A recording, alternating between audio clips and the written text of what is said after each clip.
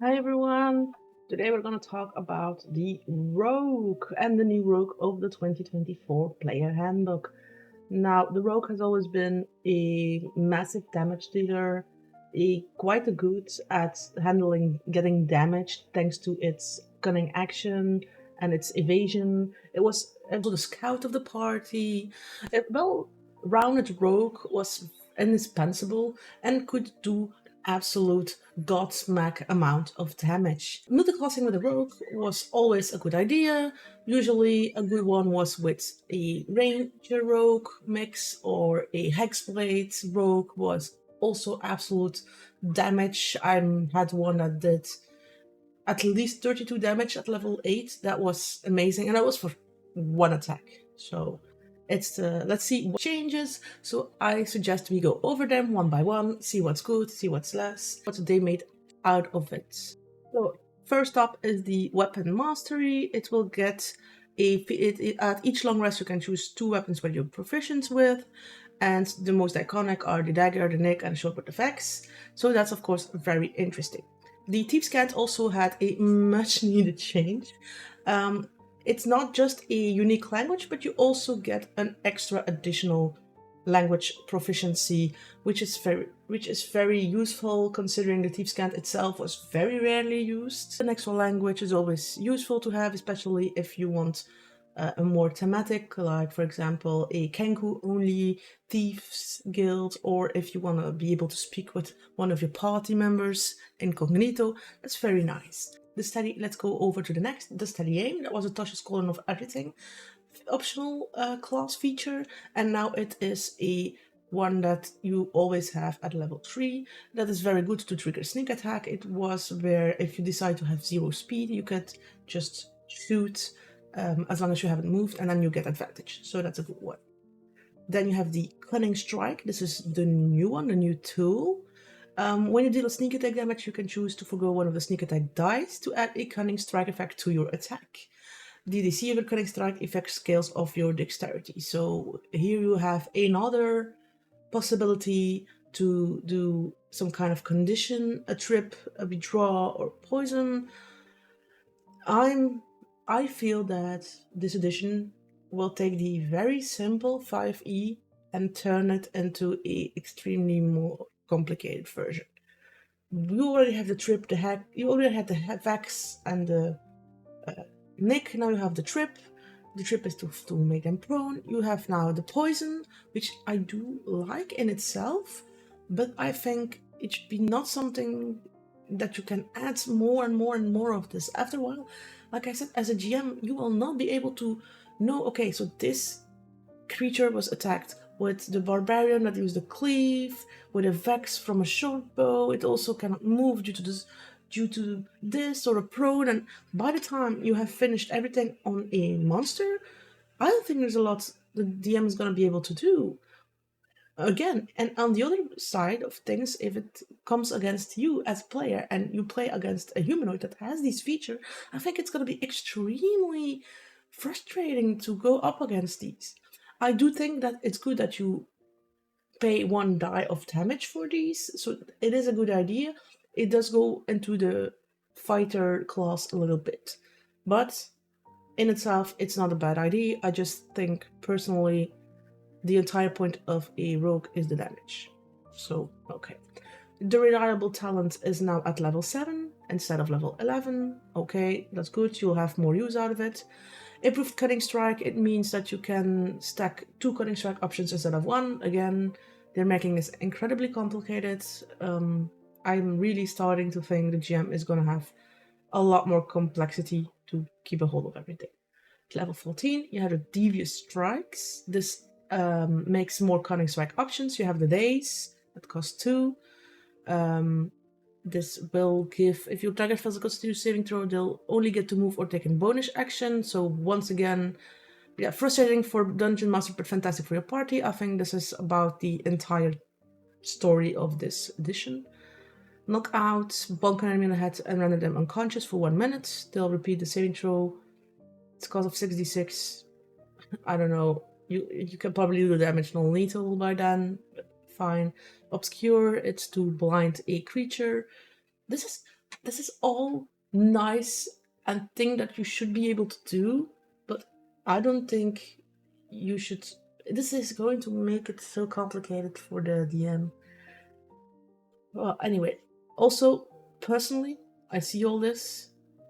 The paladin, I've been over the paladin and the barbarian at this point. The barbarian got another bump, the paladin got nerfed, and the rogue that really did not need to be stronger got even stronger.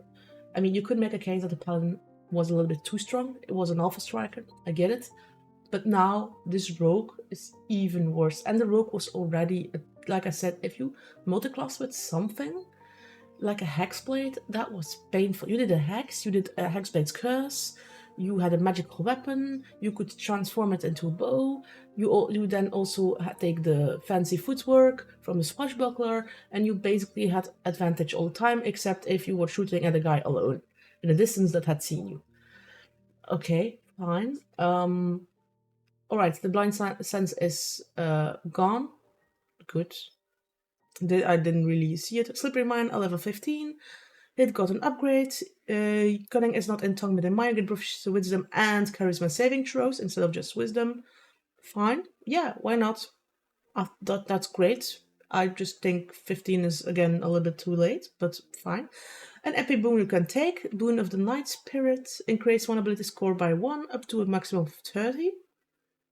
Okay, while in dim light or darkness, you have resistance to all damages except psychic and radiant, and as a bonus, you gain the invisible condition. Very, very, very good. However, you're level 19. You can easily do the invisible with a item. And why are they talking about ability score up to the maximum of 30? I assume this is a limit. This is the epic limit. You have usually the limit up to 20, and then you can go up to 30 for the epic limit. So I assume this is so that you can go above 20, but not above 30. But if this is up until 30, this is gonna change the game completely. But I don't think those rules are already in, or I haven't seen them. Stroke of Luck level 20, you can now use Stroke of Luck and saving throws. When you fail the 20 test, it turns your roll into a 20. This means a missed attack will become a critical hit. Alright, it's short on a long or short rest, so it's one hit you're sure of. Okay, it's level 20. For a level 20, it's good, but to be honest, the rest is much better. I do think that the options are going to be really nice to do. I just think it's being so complicated what the DM is going to have to do. I think this might actually make it so DMs don't want to play as much. As a DM, it's an important balance between you enjoying the game as a DM and making your players enjoy the game. And personally, that's all a personal feeling. I like my monsters to be a challenge, which is why I make my monsters intelligent enough to know after 2 hits on the paladin, I can't get to the Tin Man. I'm gonna go to the squishy mage one. And also I put some of my casters get the counter spell or get a better spell combination. And usually I also go with what the party can do, so can I. It's also so that you're not frustrated as a DM that you just can never hit the party. If the party waltzes over every challenge, you might as well not play. That's not fun. You need a little bit. You can have encounters. It's very rewarding. If you have an encounter that they struggled with, and then when they're high level, they waltz over it. That's amazing. But they had to struggle at first. If they never struggle, it will also make your party a little bit too overconfident, and then we'll have one of those god moments of, oh, I'll turn into a goldfish and jump off a cliff. I feel this is a little bit on the territory of overpowering. Of course, like I said, we have not seen a single monster to which we can check this on. And if the monsters do not change fundamentally to balance this a little bit, there is a big chance that the DM is going to have to do that himself. Good DMs can do that. An unexperienced DM, even if he's a good DM, will not be able to do that because he has no idea. But I feel there needs to be change, and it is indeed going to be a lot more fun to play as a player. Alright. So now we're going to go over the subclasses. We have the Arcane Trickster, Assassin, Soul Knife, and Thief. There's no Swashbuckler. I really like the Swashbuckler personally, but oh well. Alright, let's see. Arcane Trickster, Magically Inclined Rogues. They get to swap their cantrip. Alright, why not? And you can use the trip option of Cunning Strike on an enemy with your mage hands. Okay, that's good. That's really Arcane Trickstery. That's nice. You have your mage hand grab the ankle of an enemy. Yeah, I like it. That's really well. Really good. The Assassin immediately triggers Assassin and Death Strike, where the damage has been reduced. More adept at poisoning and impersonating people.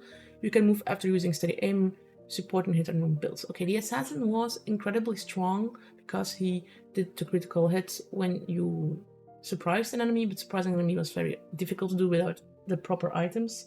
If the DM didn't give you the proper items, it was very hard to pull off, but it was very rewarding. It's easier to do, that's good. Less damage, it's good. Poisoning, impersonating, very good. Very Assassin. I think this build, it's a lot more about being an assassin than the other build was. So that's good. The Soul Knife. Unchanged, you Psychic Blade has a rate of 60 to 120 instead of 60 and have the Vex Mastery property. Okay, I've never played a Soul Knife. I did play a monster that I gave Soul Knife and it is quite good. So it indeed, I don't think needed a lot of changes, not like the Assassin. The Thief can activate magic item as a bonus action and has a Cunning Strike called Stealth Attack. To remain hidden after attacking, use Magic Device. Saw the most changes. It now offers up an additional attunement slot. Grants you change to activate magic items that expanding charges and allows you to use spell scrolls no matter your class of casting prowess. This does not sound Thief to me. This sounds more like Arcane Thief. But it's a little bit strong on some points. I think additional attunement slot is very strong, but it's not a big problem.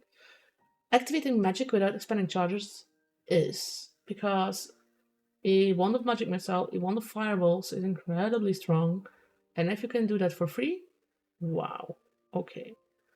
Using spell scrolls no matter class of spellcasting prowess, yeah, that's fine. That's not bad, because it still needs you to have scrolls. I do hope the wizard is going to have better scroll management, because that was very iffy on how you had to do it, but okay. Alright, general thing, I do think the changes that they made are made with a good idea. I think it's going to be really fun to play, but like I said before, and I keep hammering on and rambling on, this is so dangerous to get overcomplicated in so many ways. You have the poison, the trip, the withdraw, the vex, the slow, and it's just one character. You still have the fighter that can do the same, the barbarian that can do the same. And I'm wondering, what will the bard be able to do? Because it was the bard's job to do the conditions. So either the bard is going to be completely remastered, or the bard is going to be useless. And it's a little bit the same with the monk, because the monk had the Stunning Strike, which was the MVP in a lot of matches. I think when you fight a beholder, if you don't have a monk, it's painful. If you have a monk, it's a lot better, because then you don't have the eye attack on you. But I mean, did it need a rework? No, because it was good. But did it on some points, maybe at the Assassin and the Thief, maybe a little bit? It didn't really need a rework, but I think that the identity of a thief has been upped a lot more. Here and the thief, more than the paladin, yeah, it's gonna be a thief, poison thing. Yeah, that's good. Tripping, withdrawing, hiding. It's going to be a lot more, like I said, purely on this. Yeah, the thief is going to be strong, but I feel like he got an upgrade, and I don't think the thief really needed. The rogue didn't really need an upgrade. It needed to be more fun to play. Well, anyway, thanks for listening in. Please like, share, and subscribe. Feel free to comment what you think about this new assassin, rogue, thief that has been made. And thank you a lot